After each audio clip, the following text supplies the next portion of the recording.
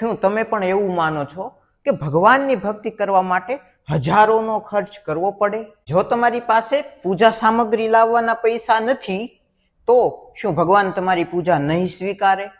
તો આજે હું આપને જણાવીશ શાસ્ત્રોમાં આપેલી એક એવી વિશેષ પદ્ધતિ કે જેની અંદર ખર્ચ ₹0 છે પણ રિઝલ્ટ 100% છે. તો નમસ્કાર મિત્રો, જય સિયારામ. હું યશ નિંબાર્ક આપ સૌનું સ્વાગત કરું છું આપણા આજના આ વિડીયોમાં. આજે આપણે જોઈશું એક એવી પૂજા પદ્ધતિ વિશે કે જે 100% શાસ્ત્ર સહમત છે. તો સૌપ્રથમ આપણે આ માનસિક પૂજાનું દ્રષ્ટાંત કે જે ભાગવતની અંદર દર્શાવવામાં આવેલું છે તે જોઈએ.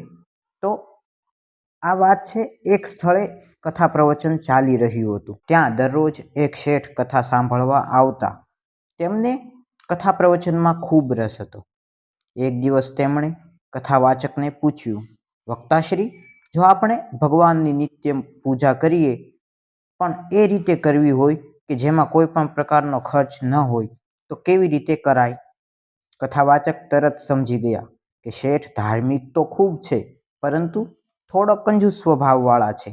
તેથી તેમણે શેઠને માનસિક પૂજાની પદ્ધતિ વિશે સમજાવ્યું. આ વાત સાંભળીને શેઠ ખુશ થઈ ગયા અને તેમણે રોજ માનસિક પૂજા નિત્ય શરૂ કર્યું. આમ કરતાં કરતાં લગભગ 6 મહિના વીતી ગયા. એક દિવસ શેઠ પૂજા કરવા બેઠા. તેઓ ભગવાનને માનસિક રીતે દૂધ ધરાવી રહ્યા હતા. ત્યારબાદ તેમણે દૂધમાં માનસિક રીતે શર્કરા એટલે કે સાકર ઉમેરવાનું શરૂ કર્યું. આ સમયે તેમના મનમાં વિચાર આવ્યો કે કદાચ મેં સાકર થોડી વધારે નાખી દીધી છે. તેથી તેઓ મનમાં દૂધમાંથી સાકરનો ટુકડો પાછો કાઢવા ગયા. એ સમયે અચાનક ભગવાને તેમનો હાથ પકડી લીધો અને કહ્યું, શેઠ, તું તો બહુ કંજૂસ છે. આ તો માનસિક પૂજા છે. અહીં ક્યાં તારે સાચી સાકર છે કે તેનો ખર્ચ તારે વધશે?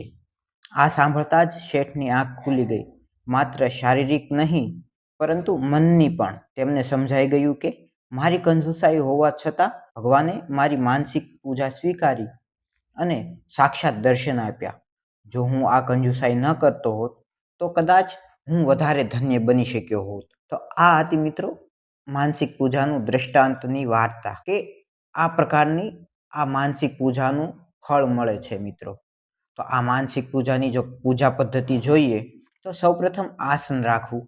ઘરમાં વાસ્તવિક આસન હોય તો ઉત્તમ, ન હોય તો માનસિક રીતે આસન ધારણ કરવું. ભગવાનની મૂર્તિને માનસિક રીતે પધરાવવી. ભગવાનને સ્નાન કરાવવું અને તેમના અંગો લૂછવા. ભગવાનને વસ્ત્ર તથા આભૂષણ પહેરાવવું અને તિલક કરવું. ભગવાનની પૂજા આરતી કરવી અને સમય અનુસાર ભગવાનને ભોગ લગાવવો અથવા તો દૂધ ધરાવવું. અંતે ભગવાનને મુખવાસ અર્પણ કરવો. તો મિત્રો આ માનસિક પૂજાની પદ્ધતિ થઈ.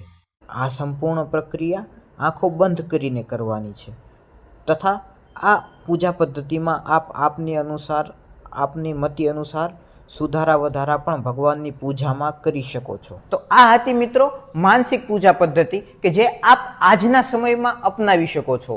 તો જો વિડીયો ગમ્યો હોય તો વિડીયોને લાઇક કરો, શેર કરો, કોમેન્ટમાં આપ પોતાના પ્રશ્ન અથવા તો કોઈ સજેશન પણ કરી શકો છો. ચેનલને સબસ્ક્રાઇબ ન કરી તો સબસ્ક્રાઇબ કરો. ફરી મળીશું આવા જ રસપ્રદ વિષય સાથે. ત્યાં સુધી જય સિયારામ.